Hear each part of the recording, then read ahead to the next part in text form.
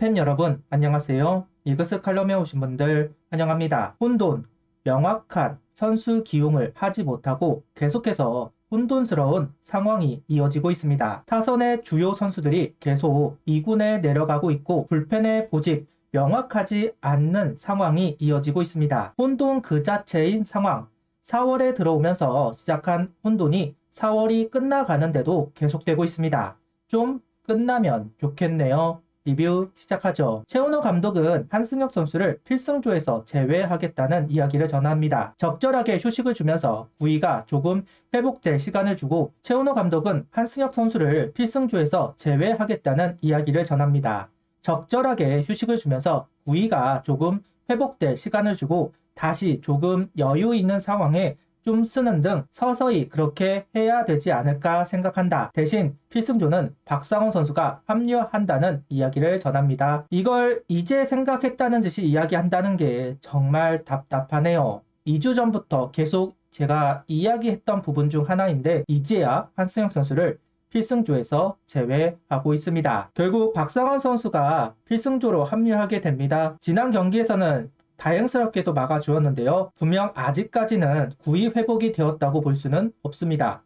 불안할 수밖에 없기는 합니다만 그래도 필승조 경험이 많은 선수답게 어려운 불펜진에 힘이 되어주면 좋겠습니다. 등말소를 살펴보겠습니다. 이원석 선수가 콜업이 되었고 최재훈 선수가 말소되었습니다. 허리 통증이 심해진 것으로 보입니다. 이 부분도 참 불만 중 하나입니다. 최은성 선수일 때도 결국 내려가야 하는데 1군에 두면서 엔트리를 차지하게 하더니 최재훈 선수도 마찬가지이네요. 경험이 많은 포수 이재원 선수가 있는데 왜 그런 건지 참 이럴 때를 대비해서 이재원 선수를 데려온 건데 하는 생각을 해봅니다. 그리고 이원석 선수가 올라왔습니다. 장진혁 선수가 있기에 대수비, 대주자가 없는 것은 아닙니다.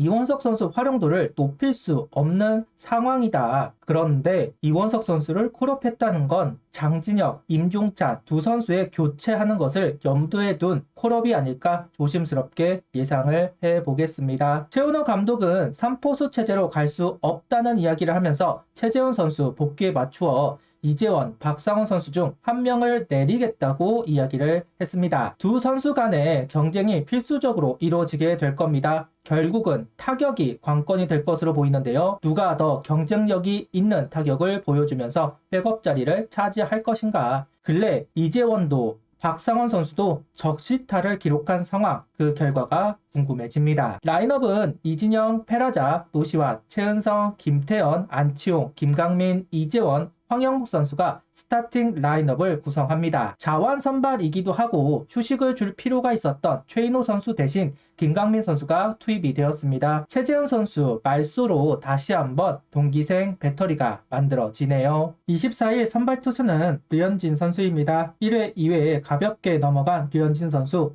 하지만 3회 로봇 심판의 도움을 받지 못하면서 천하의 류현진 선수라도 흔들리고 있습니다. 정말 스트라이크 가까이 투구가 이루어지지만 판정을 받지 못하고 있다. 계속 잔상에 남아있는 상황에서 천성호, 강백호 선수의 적시타가 나왔습니다. 핀포인트에 의심이 생겼고 좀 더 안쪽으로 던지다 보니 몰린 공이 되면서 적시타 허용입니다. 이후 병살타가 나왔지만 최은성 선수의 발이 떨어졌다는 판정이 나왔습니다. 저는 안 떨어졌다고 생각을 합니다. 말도 안 되는 판정이 나왔다고 생각합니다. 어제 오늘 심판 판정 정말 개같네요. 3회는 로봇 심판과 어이없는 판정이 나오면서 류현진 선수를 괴롭히더니 4회는 수비가 개판 그런 개판이 없습니다.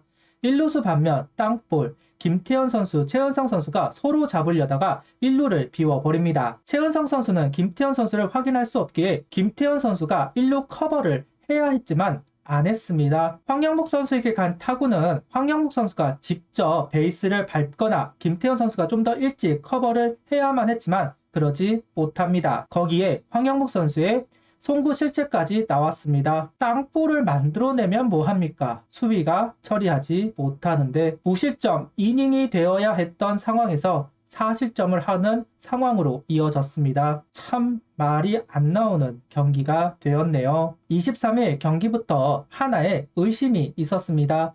스트라이크 존에 대한 의구심이었는데요. 오늘 류현진 선수도 그렇고 벤자민 선수도 그렇고 우타자 바깥쪽에 대한 볼 스트라이크 판정에 의구심을 제시합니다. 23일 경기 문동주 선수도 장점을 버리고 우타자 몸쪽을 두드리는 모습을 볼 수가 있었는데 제 생각이 확실한지는 모르겠지만 스트라이커 존이 비교적 우타자 몸쪽으로 쏠려 있는 것이 아닌가 의심이 되기는 합니다. 1회, 2회 속구 커터를 던지는 패턴, 그러니까 우타자 몸쪽을 투구하면서 아웃을 만들던 패턴에서 체인지업으로 바뀌자 문제가 생겼습니다. 속구도 체인지업도 볼이 선언되면서 당혹스러운 볼넷이 나온 것이 아닐까 조심스럽게 생각을 해봅니다. 물론 오늘 패배는 수비 문제가 더 큽니다. 1회 선취점을 가져왔습니다. 홈런이 터지지 않는다. 답답한 경기를 하고 있다. 어제 김태현, 황영욱 선수의 홈런에 이어서 오늘 경기 페라자 선수가 솔로 홈런을 기록합니다.